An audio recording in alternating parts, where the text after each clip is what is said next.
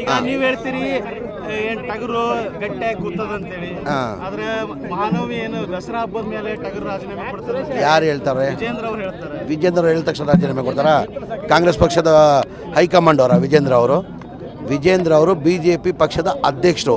ಅವ್ರು ಹೇಳಿದ ತಕ್ಷಣ ರಾಜೀನಾಮೆ ಕೊಡೋಕ್ಕಾಗ್ತದ?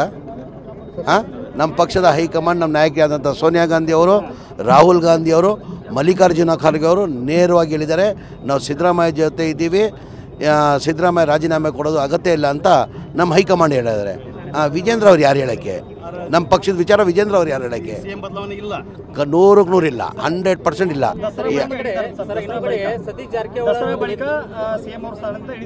ಸರ್ ಅವ್ರು ಹೇಳ್ತವ್ರೆ, ಅವ್ರು ಯಾರು ಹೇಳಕ್ಕೆ? ಯಾರು ಅವರು? Who is Vijendra? ಅವರು BJP ಅಧ್ಯಕ್ಷರಾಗಿದ್ದಾರೆ. ನಮ್ಮ ಕಾಂಗ್ರೆಸ್ ಪಕ್ಷ ಇದು.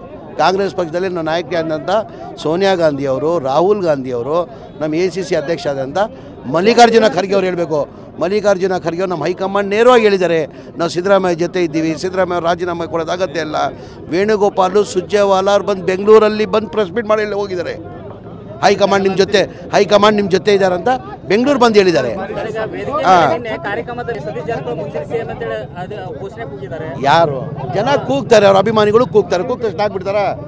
ಈಗ ನನ್ನ ಅಭಿಮಾನಿಗಳು ಕೂಗ್ತಾರೆ ವೇದಿಕೆ ಮೇಲೆ, ಕೂಗ್ ತಕ್ಷಣ ಆಗ್ತಾರಾ?